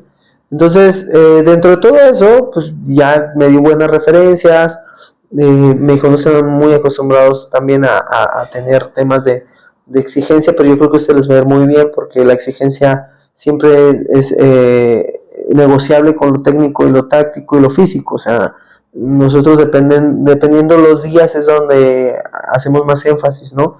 Entonces siempre los jugadores vieron que todas las acciones, todo lo que hacíamos tenía que ver con un tema de fundamentos técnicos o tácticos, entonces nunca les costó tanto trabajo. Y cuando yo metí algo muy analítico, lo recibían bien, porque no se fastidiaban. Y siempre me mencionaban, es que aquí todo siempre ha sido analítico, todo ha sido separado, o sea, no siempre era todo lo físico, comernos toda la paliza física y después ir a lo táctico, y lo táctico era muy, muy simple. Entonces nos decían, no, nosotros en estos meses que hemos estado, hemos hecho más que en todo lo que hemos estado en nuestras carreras. Hemos hecho más cantidad de ejercicios diferentes que lo que hemos tenido en toda nuestra carrera en estos meses, ¿no? Entonces, la verdad, se convencieron mucho de la manera de trabajar, por situaciones también de decidir nuestro rumbo. Decidimos también terminar nuestro contrato anticipadamente. No hubo otro tema más, estábamos dentro de todo bien, pero había... ¿Hubo alguna otra oferta acá en México? Había algunas ofertas, pero también era un tema de saber qué queríamos hacer, o sea, estar libres o no. Si nosotros continuamos allá, obviamente no estamos abiertos a tener otras posibilidades y pues bueno, decidimos tomarlo así también por temas personales, familiares. No es tan sencillo ir a trabajar a otro país y a otras culturas, otros hábitos. Y también digo, es un reto, un aprendizaje, lejos de la familia, también digo, cuenta, ¿no? Claro. Pero al final de cuentas fue un gran aprendizaje. Digo, en Sudamérica no es cualquier cosa ir a dirigir, a trabajar para allá. Creo que nos ayudó bastante en nuestro crecimiento. Ya, oye, y acá en México, pues después de Atlas, has estado en clubes como Monterrey, como Mazatlán. Llegaste, aunque fue fugaz, a la selección. Sí. ¿Cuál ha sido tu mayor reto? Pues yo creo que superarme en este tipo de carreras. Siempre el reto en el que me encuentro es siempre el llegar diferentes etapas. En Mazatlán, por ejemplo, yo siempre lo dije cuando me invitaron, fue un tema de decir, quiero construir algo, no quiero en este momento aparecer tanto en la cancha. Yo en ese momento tenía muchas ganas de plasmar una ideología de la preparación física en un club donde estaba iniciando como tal. Entonces era el mejor lugar para hacer eso. Entonces mi mayor reto quizá ha sido ese, decir, Mazatlán fue algo que tuvimos que construir de la nada, realmente de la nada. Esas mudanzas, el elegir qué cosas eran rescatables, qué íbamos a adquirir, dónde íbamos a acomodar todo, dónde íbamos a construir las instalaciones, la manera de cómo invitar a personal para allá, el ir avanzando en una sola idea. Yo creo que construir, al final de cuentas, creo que la proyección de jugadores parece Mazatlán, dices, bueno, nunca se ha metido a una fase final, ¿no? Pero realmente ha sido a nivel de formativo, pues, digo, yo creo que Andrés Montaño, que ahora está en Cruz Azul, es uno de los proyectos que ha surgido del equipo como fuerzas básicas y que ha dado frutos, y de ahí han empezado a aparecer más en el equipo, ¿no?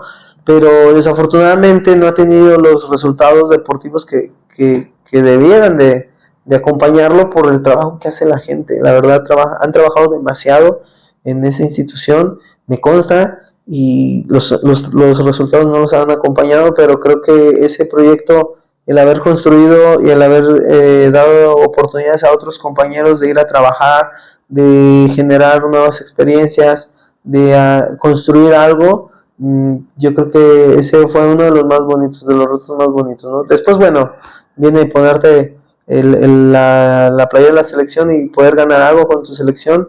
Yo creo que ha sido... ¿Qué torneo ganaron? Los centroamericanos, Juegos Centroamericanos del Caribe, el 2023. Y eso, pues realmente, ganarte pareciera... Nosotros en la charla, Gerardo les mencionaba mucho, puedes tener campeonatos de liga, puedes tener campeonatos internacionales, o campeón goleador, pero dense cuenta que este tipo de competencias, como lo que son olímpicas, y sobre todo centroamericanos, panamericanos y Juegos Olímpicos, solamente se te atraviesan una vez en la vida y te tocan porque tú eres elegido en una generación. Hay generaciones que por la edad no les toca esos procesos. Entonces les mencionaba, no cualquiera va a tener una medalla olímpica, ni panamericana, ni centroamericana. A nivel de clubes, digo, se recuerda. Entonces, la olímpica, dije, no menospreciemos el torneo, porque al final de cuentas es una competencia internacional oficial. Sí. Y busquemos esa medalla desde el primer juego. Entonces fue algo padre porque los muchachos, ciertamente ya muchos tenían ya roce en primera edición, estaban apareciendo, y se tomaron muy en serio ese discurso. Al final, súper comprometidos en poder lograr ganar la medalla. No fue sencilla, la verdad. Ahora te das cuenta, más bien yo lo viví y dije, qué difícil es jugar en CONCACAF cuando vas de visita y si escuchas la prensa de repente que te dice, no, pues cómo puedes perder con Honduras, Salvador, Costa Rica. Sí, ve y ponte allá adentro y vive ese ambiente hostil. Jugamos en El Salvador y cuando jugamos contra El Salvador, afortunadamente quedamos invictos en el torneo, pero El Salvador fue el único equipo que nos empató y la verdad lo empatamos, nos iba ganando. Entonces el estadio le cabían quizá unas 12,000, 15,000 personas. Y el estadio estaba lleno. Y la manera como alientan, la manera de cómo cantan su himno, cómo ven a México y lo quieren destrozar, pues realmente te contagia. Había balones que de repente en el partido eran tan sencillos, parecía tan sencillos de rutina, y los terminábamos perdiendo, se nos terminaba ensuciando la jugada, nos metían en problemas, y después sobrepasas ese nivel de presión, y pues bueno, terminas empatando, tienes más capacidad, al final de cuentas, pero si te dejas envolver por ese escenario, es muy complicado, no es sencillo ganar en CONCACAF. Han crecido los equipos, ya no son esas diferencias abismales que había, que les ganabas por 5, por 6, por 7, ya no existen. Entonces, ¿crees que ellos han crecido o nosotros nos hemos estancado? Yo creo que han crecido y nosotros también hemos tenido un cierto estancamiento. Han crecido porque al final, creo que te decía, ya todos los equipos pues tienen una infraestructura mínimo básica. Entonces, los equipos a nivel de selección pues tienen también recursos, como no a lo mejor los que tiene México, porque sinceramente la selección tiene bastantes recursos en lo que se necesite, pero los demás también tienen lo básico indispensable. Físicamente creo que nos han llevado mucha ventaja, porque lo que te mencionaba hace un momento, hay jugadores por el tipo de raza que son físicamente más dotados naturalmente, en su trabajo. Entonces, con un trabajo más orientado a desarrollarlos mejor, pues logran ser cada vez más competitivos. Entonces, jugador fuerte, rápido y que tenga más y que sea más o menos técnico, pues imagínate, le compiten donde sea. Entonces, acá de repente nuestra biotipo de repente no es tan dominante y te encuentras que tienes que trabajar demasiado para poder competir, para poder tener un físico que te permita, ¿no? Entonces, aparte tienes que ser la competencia técnica, de entender el juego, un montón de cosas que te den la oportunidad en primera edición. Allá de repente la competencia de extranjeros pues no es tanta, entonces por eso también tienen más impulso en sus equipos, en sus ligas, para poder aparecer. ¿Por qué crees que nos cuesta tanto trabajo generar talento?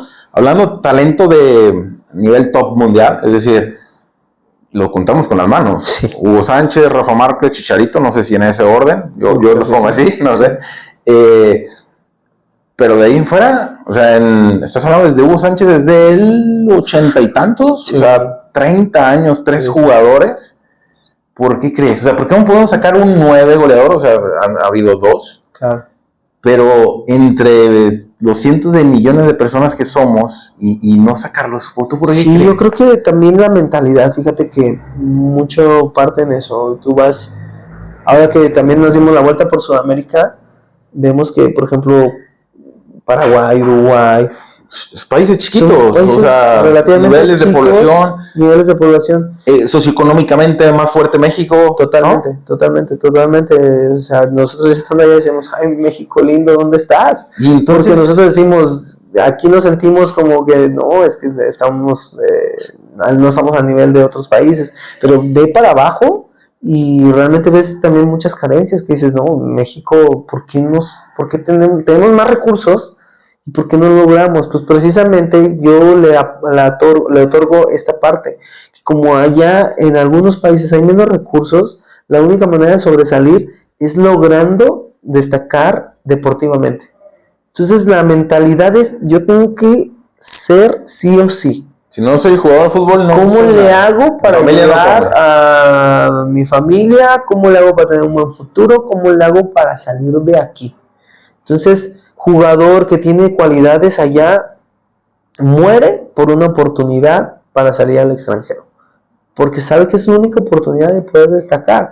También ideológicamente es eso, ¿no? O sea, ellos se ubican que, o sea, Uruguay, Paraguay, Argentina se van a ir, o sea. Acá, si tú preguntas cuál es tu objetivo, no, pues llegar a primera. Ya llegando a primera, yo ya mira, lo que venga. Claro. Si me quedo o no me quedo, bueno, yo ya llegué. Y en el club que sea. Y en el club que sea, de todas maneras voy a ganar bien. A ver cómo, ya llegando vemos. Sí. O sea, no está esa parte de decir, yo quiero salir. No, acá es, yo quiero llegar y después vemos. Entonces, oye, ¿y por qué? O sea, creo que, coincidimos en esa parte mental. Veo que pasa lo mismo a nivel de entrenadores, a nivel de preparadores físicos, a nivel de fisioterapeutas. O sea, no hay esta mentira de pues, quiero ir al Barça, quiero ir a... O sea, sin jugadores no hay, en el área de cuerpo médico mucho menos, ¿no? Sí, yo creo que también esa parte es perder el temor un poco a nuestro decir, híjole, imagínate, o sea, fuimos a una liga que también decían, bueno, pero ¿por qué vinieron de México si en Ecuador a lo mejor la liga a nivel de infraestructura es menor, económicamente también pues no compite con México? ¿Cómo que vienen ustedes? Pues obviamente es una cierta acumular experiencia en otros ámbitos, en otras ligas para abrir el panorama. Nosotros no nos queremos quedar en México, o sea, queremos trascender internacionalmente. Las probaditas que nos ha dado la vida en selección, en Ecuador, pues nos ha dado a decir, pues es que nosotros queremos ir para allá, también nosotros tenemos la capacidad de poder hacer un buen trabajo en Europa, en Asia, en donde te pares. Si el mexicano se pone en realmente una mentalidad de querer hacer las cosas, tiene esa capacidad de lograrlo, pero si tienes que salir de esa comodidad de donde te dicen, no, quédate aquí. Porque hay mucha gente que te jala. Claro. Dice, no, ¿a dónde vas? Por aquí. Tu misma familia. O sea, familia. O sea, tú pones la comodidad de mi familia, mis hijos. Es como que te vas a ir. O sea, realmente tienes que tener ese apoyo también de tu familia primera para poder salir, para poder ir a otros lugares y que miras tu alcance. O sea, ahora yo te puedo decir que podemos hacer donde sea, podemos pararnos y hacer valer nuestro nombre. Ahora, por ejemplo, Efraín Juárez, que le está yendo bien en Colombia, lo mismo. O sea, nosotros los mexicanos somos los primeros que decimos, que le vaya mal, no, que le vaya bien, que abra puertas. Claro, porque está abriendo puertas. Entonces, pues eso, creo que debemos de cambiar un poco la mentalidad de decir, no, ¿cómo que se va a ir? ¿Cómo que vaya, no? Y a nivel directivo pasa exactamente lo mismo, ¿no? Sí. Digo, a nivel político es el reflejo de la sociedad de presidentes de la república y todo, ¿no? O sea, porque nadie da un peso por Rafa Márquez cuando estaba en Atlas, o sea, no le digo, no sé, tú lo sepas o no, pero no le dio una oportunidad ni siquiera en Atlas cuando institucional y demás, yo no sé la situación. Pero hasta que estuvo en Barça, y no nomás en Barça, sino hasta que empezó a llamar la atención, claro, y se empezó a oír que iba para primera división, lo jalaron a la selección y ahora sí le van a... Si no hubiera pasado eso, no le dan la oportunidad, claro, creo, ¿no? O sea, y siendo Rafa Márquez. Sí, claro. O sea, le pasó lo mismo a Hugo Sánchez. Siendo Hugo Sánchez y se la dan y él mismo dice que pues hubo grilla, decisiones que tomaron, que es parte de... Sí. Pero yo creo que toda esta parte es de la parte cultural que no nos deja ir más allá, ¿no? Y obtener estos resultados, ¿no? Sí, como te digo, o sea, lo bien menciona Rafa Márquez, por ejemplo, pues tuvo que hacer, de alguna manera sacrificar, porque él no llegó directamente a dirigir al Barcelona B.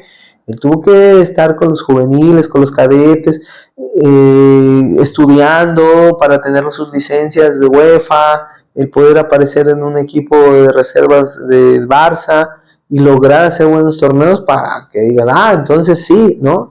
Pero realmente creo que él también entendió esa parte.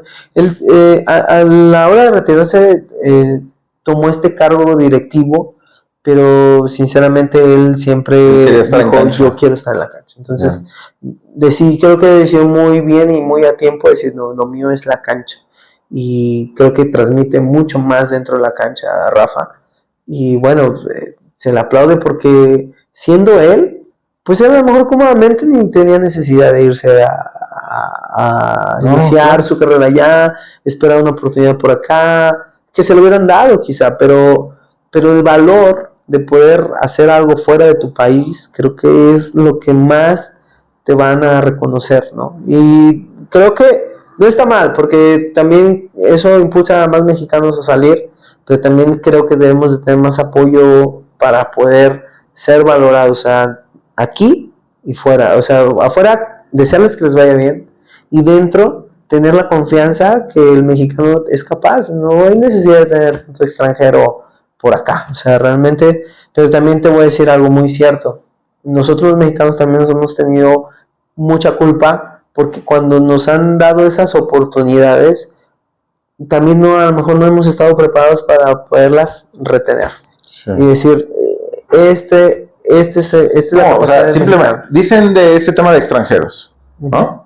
¿Por qué en Chivas, siendo puro mexicano, nunca tiene un 9? O sea, desde que salió el Chicharo no han tenido otro 9 titular. Sí. Y entonces no nada más es ese pretexto de los extranjeros, ¿no? Sí, no, esto. O sea, con ese matas ese tema, o sea, que yo también creo que sí afecta, sí. Pero yo creo que es un tema de más trasfondo, ¿no? Sí, yo creo que hay que también ver esas partes, ¿no? ¿Por qué sucede eso? ¿Por qué no llegan a consolidarse? Sobre todo jugadores que tienen la oportunidad en Chivas, por ejemplo, de ser solamente mexicanos y que al final no destacan, ¿no? De repente, lo que mencionamos al inicio, puedes tener prospectos, jugadores que tienen una buena proyección, pero ya cuando llega el momento, no dan ese salto de calidad por la cuestión también mental.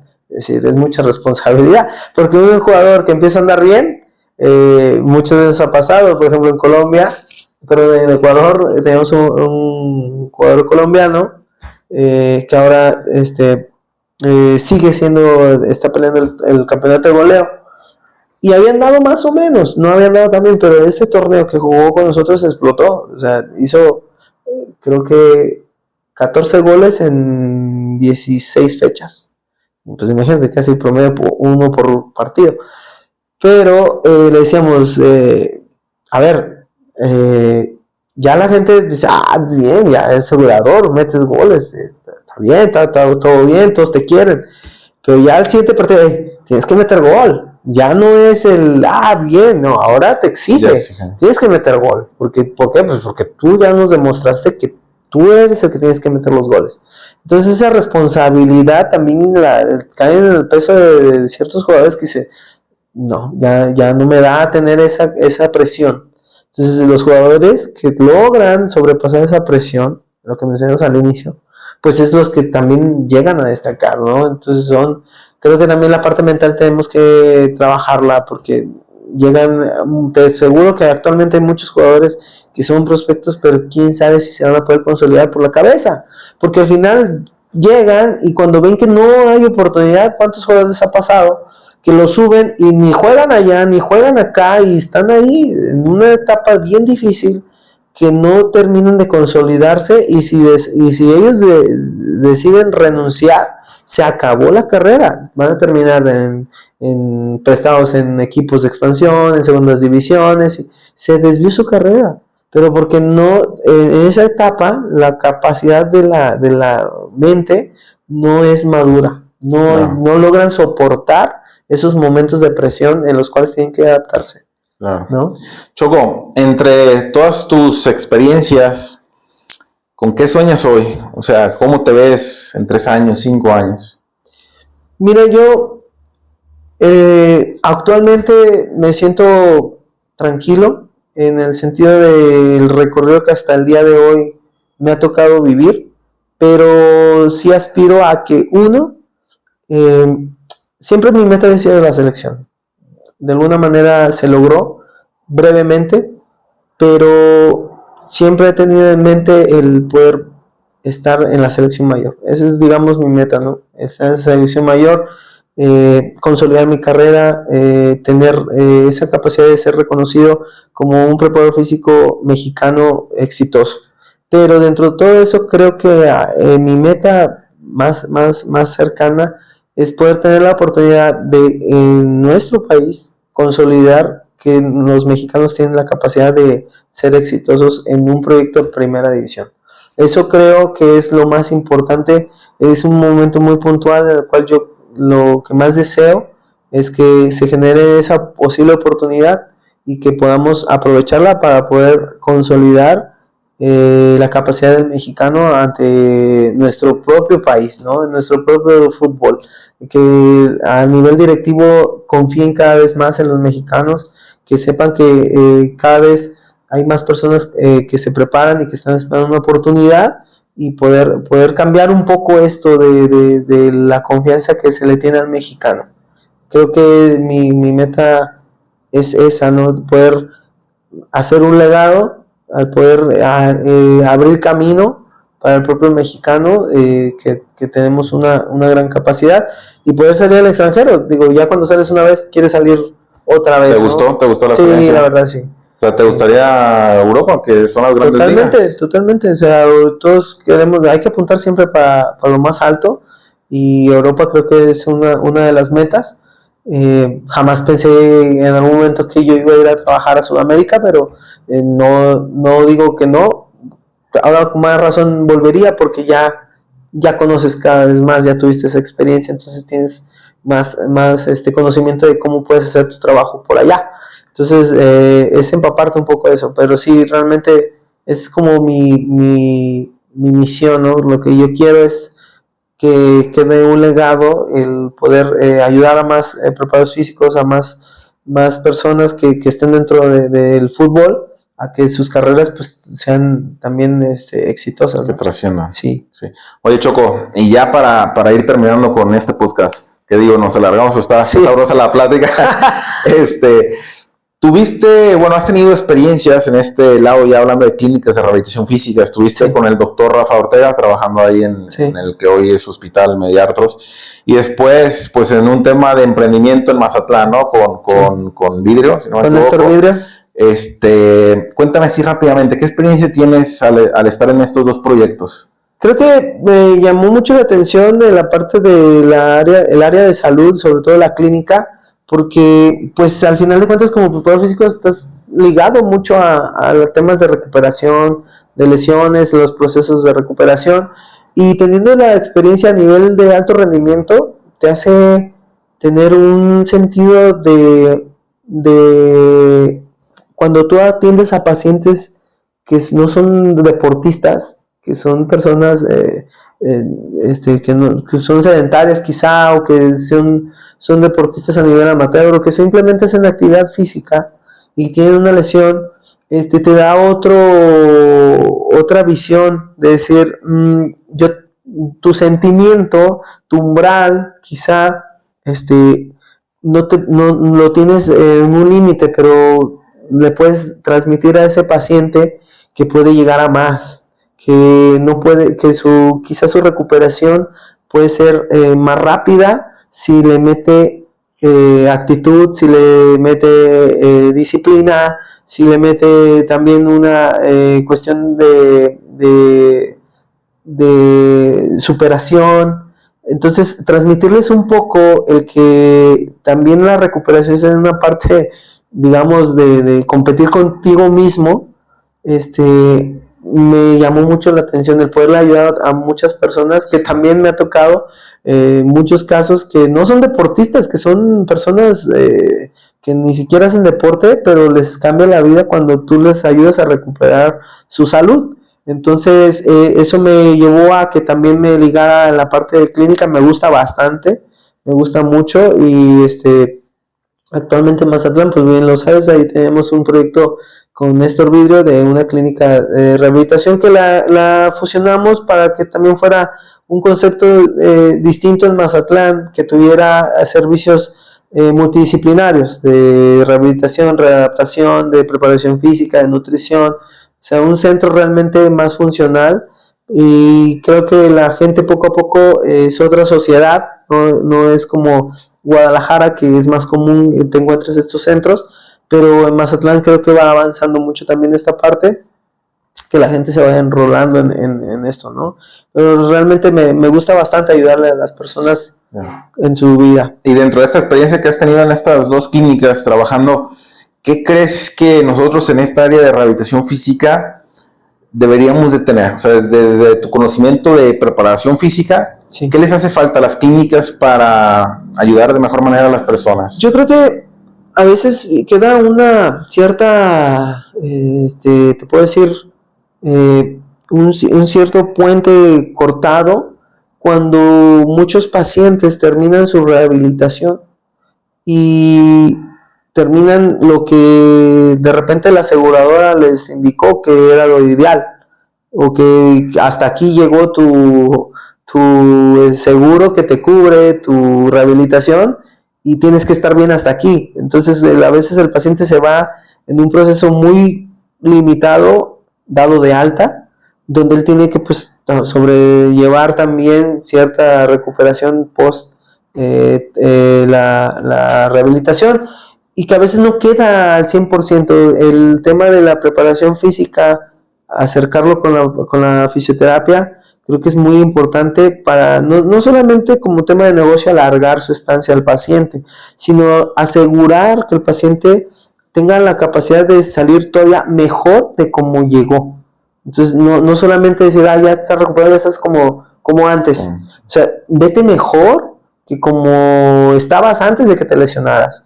Yo creo que eso es también un tema en el cual se puede generar un hábito distinto a las personas que de repente caen por una lesión a una etapa de rehabilitación, en el cual transmitirles y que se enrolen en esta parte de que su recuperación tiene que también llevar una etapa de readaptación para quedar todavía mejor de como estaban antes, ¿no? Y eso, al final, el generar un poco más el hábito de decir, ok, ¿sabes qué?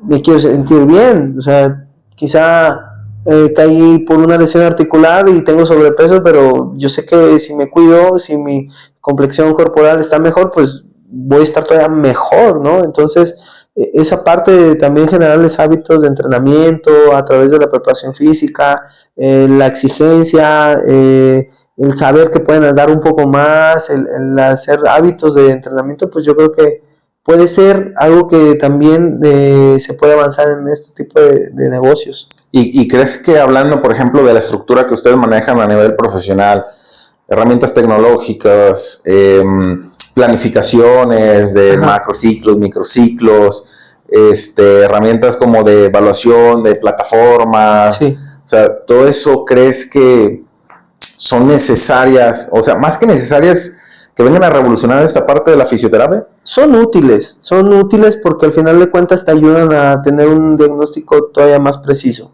O sea, como tú mencionas, hay plataformas que te pueden dar datos en tiempo real y que al propio paciente le puedes explicar lo que está sucediendo, cómo se encuentra actualmente, y también lo puedes llenar un poco de conocimiento de decir, estoy en este punto, ¿no? O sea, no solamente es un diagnóstico médico que me están dando, mira, te estoy dando una referencia real, con datos, con imágenes de cómo te encuentras y cómo tú quieres estar, ¿no? Tú quieres estar así te puedes ir. Si tú quieres estar mejor, pues puedes hacer un esfuerzo para alargar de repente tu estancia, tu proceso.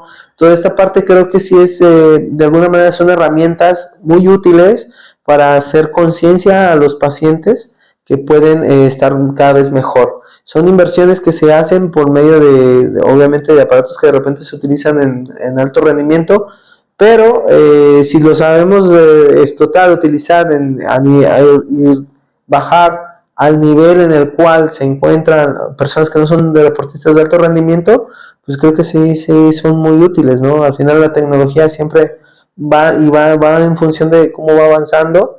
Creo que son herramientas muy, muy importantes que si tenemos la capacidad de adquirirlas, yo sí recomiendo que se haga. ¿Por qué? Porque le das otra visión al paciente. Claro, perfecto, Choco. Oye, ya para terminar, nosotros nos gusta terminar con una aportación que tú quisieras hacer a las personas, sí, ya sean futbolistas que si nos están oyendo en esta etapa que oíamos crucial, inclusive de primera división, que tú trabajas ya con futbolistas de primera división, o personas comunes. Si hay un mensaje en general, o si quieres decirlo, pues este mensaje creo que va más para este nicho, ¿qué les dirías para ayudarles a vivir su mejor versión? Yo creo que el tener siempre en cuenta una meta, a dónde quieren ir, y que esa meta, por más difícil que sea el camino, por más lejana que se vea, la decreten y busquen hacer todo lo posible por llegar. No importa el tiempo que se tarden, no importa lo que dure, pero el proceso de poder llegar, yo creo que cuando se llega a lo que tú quieres, y hablo en general, desde una recuperación de lesión, desde etapas de chicos que están queriendo destacar en un deporte, yo creo que es lo más bonito que te sucede es cuando tú llegas a lograr algo que tú quieres. No importa el tiempo y no importa cómo lo hagas. Al final eres tú y no importa las personas que te lo reconozcan o no. Cuando llegas hay un montón de personas que te lo reconocen y que es padre, pero lo más satisfactorio es que tú quedes con tu sensación de que lo pudiste lograr. Entonces va mucho en función a la rehabilitación. Cuando logran vencer esta parte de caer en una situación donde la salud no es la que cambia el sentido de cómo estaban y cómo pueden estar, yo creo que sí es algo con el que se enseñen a competir internamente, ¿no? Muy importante lo que comentas, porque muchas personas, y hablando de la parte mental que lo veíamos con los futbolistas muy importantes, en personas normales, gran parte de la población sucede que, no sé, tienes una fractura, una cirugía, lo que sea, y en lugar de decir, voy a salir adelante, te decaes y ya dices, ya no voy a volver a caminar, y los miedos y la depresión. Totalmente. Es importante ese tema también. Sí, que lo he vivido también personalmente. Mi papá hace unos meses lo operaron de prótesis de rodilla en Los Ángeles y afortunadamente pude estar el primer mes con el posquirúrgico. Entonces lo viví totalmente, o sea, el desconocimiento que tenía de lo que le iba a sentir, de repente el sentirse inseguro, el decirle, es que no, esto te va a pasar y en 2 días vas a ver que te va a pasar esto.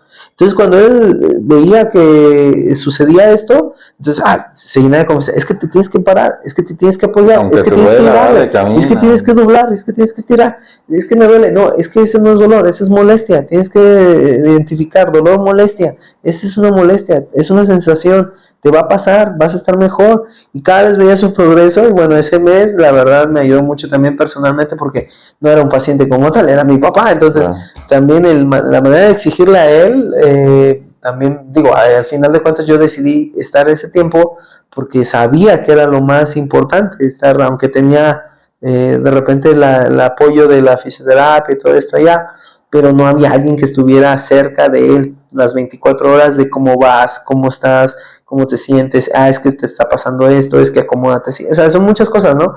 Pero sí tienes que, lo que tú mencionas es la vida, es lo que se encuentra siempre en clínicas de rehabilitación, que hay gente totalmente, a veces, con una depresión muy, muy, muy alta, y que pues la actitud que se encuentre en las personas que en el personal, en cómo lo tienden, cómo lo tratan, eso cuenta, yo creo que gran parte de cómo se recuperen. Si se recuperan bien o se recuperan más. Es un mensaje muy importante también para nosotros fisioterapeutas o doctores, ¿no? Sí. No nomás aplicar el tratamiento, sino el analizar motivarlos. Es lo que decías, es como jugadores, ¿no? O sea, analizar cómo están, si veo que es una persona que tiene depresión, que está un poco decaída, de repente también tratarlos como personas, digo, no ponerte a hacerle el papel de psicólogo, pero si tú les transmites actitud positiva, los empujas, los avientas para adelante, pues te aseguro que vas a tener un resultado mucho más positivo que solamente aplicar un tratamiento como tal. O sea, no es la misma respuesta para nada. Claro. Perfecto, pues Choco, todo un placer platicar contigo. Luego nos echamos otro cafecito y otro podcast. Claro, muchas cosas ahí. Pero agradecido, muchas gracias. No, gracias a ti, Juan Pablo, y gracias a todos. Saludos. Oye, antes de irnos, si quieren saber de ti en redes sociales, ¿dónde te pueden encontrar? Tengo ahí el Instagram, es Secada Eric. Secada Eric, como ¿En qué redes sociales están más activos? En Instagram. Sobre todo. Sí. Vale. Ahí por Twitter, pues realmente no lo uso mucho, pero básicamente ahí en Instagram, Secada. Perfecto, pues bueno, para que lo sigan y si están escuchando, mándenle un saludo de nuestra parte. Sí, muchas gracias a todos.